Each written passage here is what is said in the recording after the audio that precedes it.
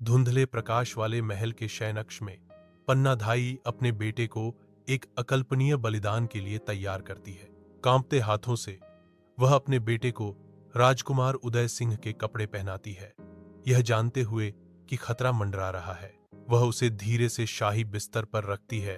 टिमटिमाती हुई दीप शिखा लंबी अशुभ छायाएं डालती है। बनवीर के आने की उम्मीद करते हुए उसके फैसले का भार उस पर पड़ता है। उसका चेहरा टिमटिमाती तेल की लौ से प्रकाशित चिंता और अटूट संकल्प का तूफान प्रकट करता है। वह अपने बेटे को देखती है, चुपचाप माफी मांगती है।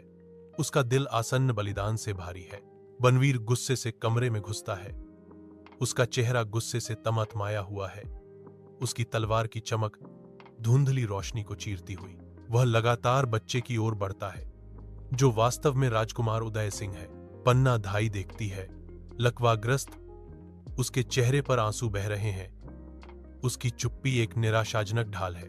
प्रत्येक कदम जो बनवीर लेता है, पन्नाधाई के दिल में गूंजता है आसन्न आतंक की एक ड्रम बीट। बनवीर अपनी तलवार ऊंची उठाता है। ठंडी स्टील कमरे की छाया को प्रतिबिंबित करती है, प्रहार करने के लिए तैयार। तलवार गिरती है। जीवन का एक त्वरित और क्रूर अंत एक अंतिम विनाशकारी कार्य में कमरे को शांत कर देता है। आधी रात में पन्नाधाई नाजुकता से उदय सिंह को एक साधारण टोकरी में छुपाती है। महल से निकलकर वह गुप्त मार्ग में कदम रखती है। उसकी आंखें पीछे मुड़कर उनकी सुरक्षा सुनिश्चित करती हैं। गहरे दुख की एक लहर उस पर छा जाती है, फिर भी वह अपने दिल को मजबूत करती है। उसका दृढ़ संकल्प अटूट है। टिमटिमाती मशाल की रोशनी उसके चेहरे पर नाटकीय छाया डालती है, जिससे उसकी अटूट दृढ़ता उजागर होती है। पन्नाधाई वीओ पॉन्टो। मैं उदय सिंह की रक्षा करने और उन्हें सुरक्षित रखने की शपथ लेती हूं, चाहे कुछ भी हो। उनकी गंभीर ड्यूटी उन्हें आगे बढ़ाती है, जो उदय सिंह के भाग्य को मेवाड़ के भविष्य के राजा के रूप में सुनिश्चित करती है।